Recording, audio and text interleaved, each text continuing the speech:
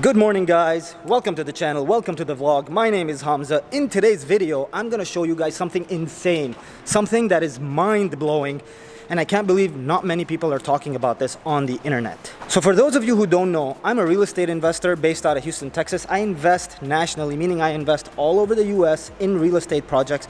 I also happen to develop projects, meaning I buy land and I build projects ground up, and mainly I build office warehouses. What are office warehouses, you may ask?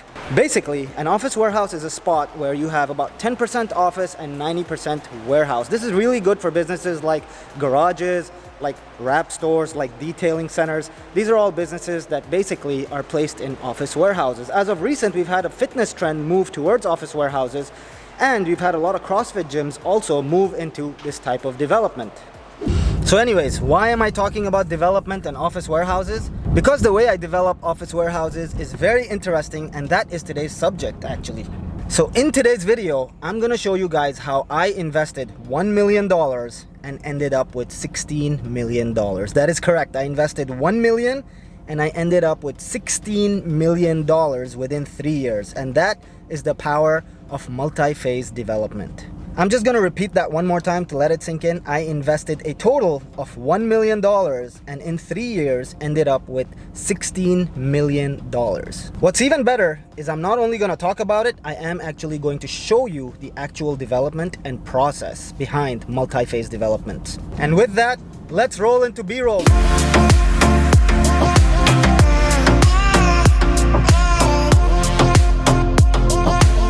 Before I forget, if you guys have been watching my videos, if you roll back just a couple of videos, I do have a $12,000 reward if you're based out of Houston, Texas, and if you can help me source a lead for one of my warehouses. $12,000 could be yours. All you need to do is source a lead. It would have to be someone who signs a contract for one of my office warehouses.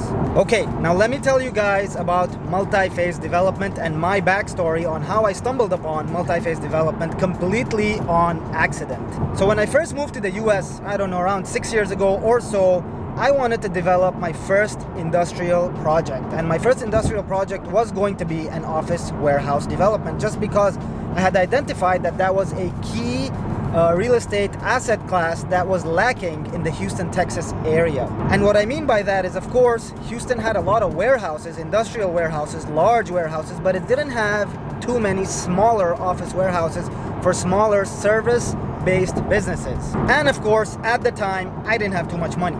So I had to figure out a way for me to be able to develop a large project with not too much money, which is insane. I quickly realized that the fastest way to make money in real estate would be development, meaning I buy the dirt, I develop the dirt, I put a project on it, and then I sell that project for a huge profit. Now, the idea was, how was I going to get into this for as little money as possible and come out on top with the maximum amount of money?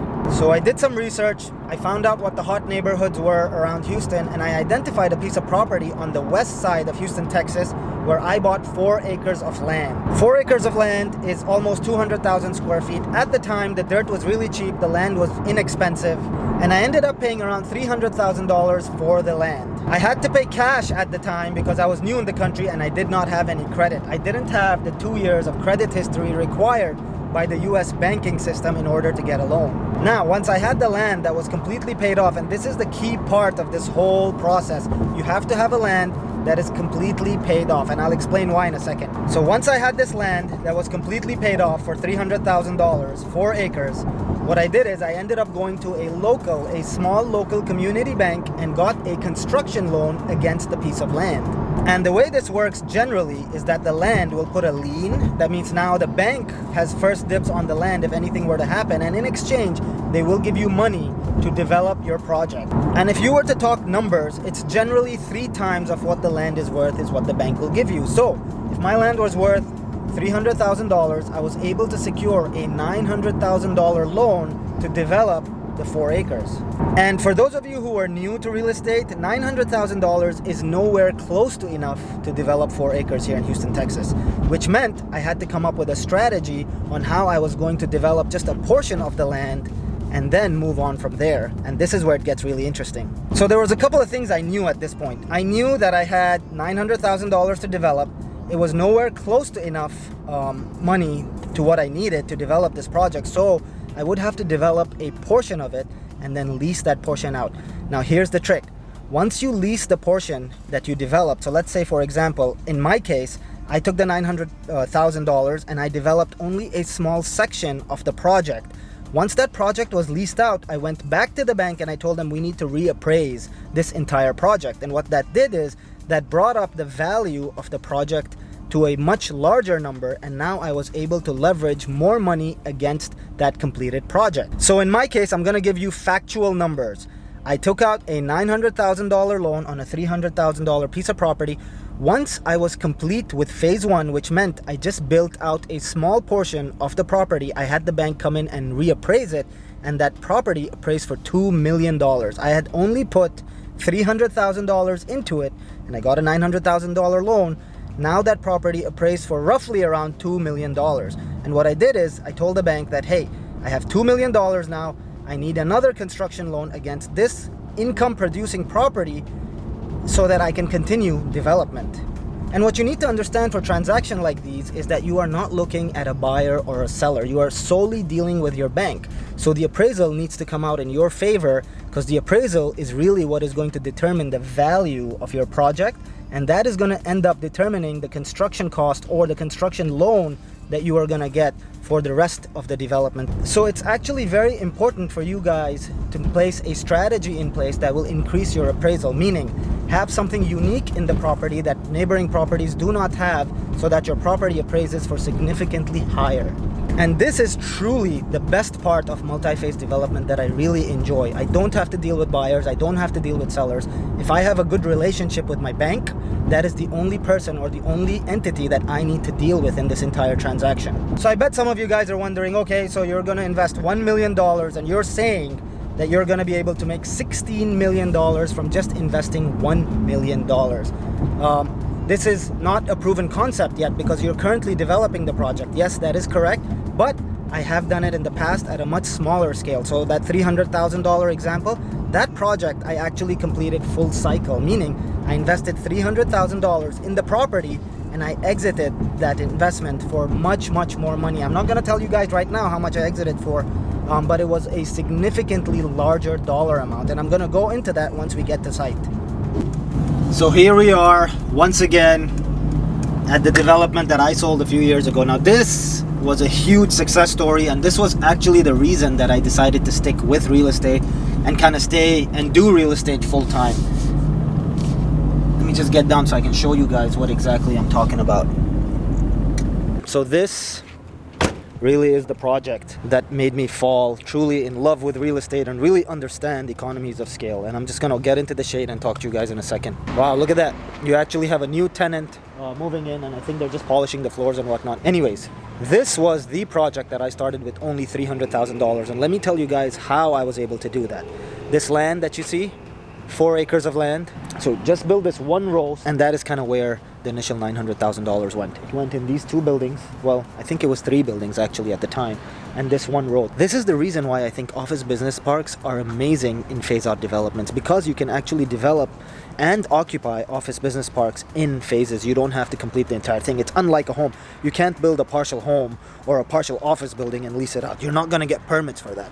But for an office warehouse business park, that's exactly how it works. You build out a phase, and then you build a road, you give them access so that they can lease their spots. Once these spots are leased, you go back to the bank and you get the product reappraised.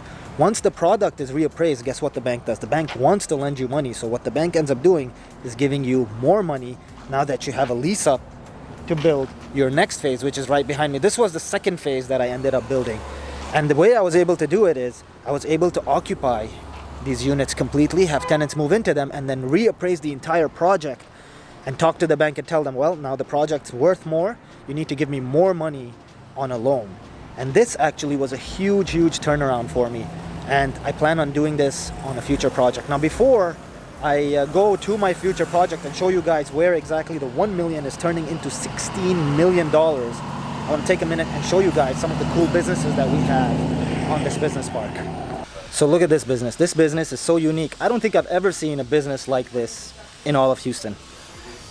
Airstream restorations. How unique is that? You can get clients or tenants who are restoring airstreams And where else could you restore an Airstream except for in an office, warehouse, business park, right? Look at this. They got 1, 2, 3 Airstreams, and they have a little trailer over there. I don't know what it's called, but I know that in the trailing world, it's like a big deal.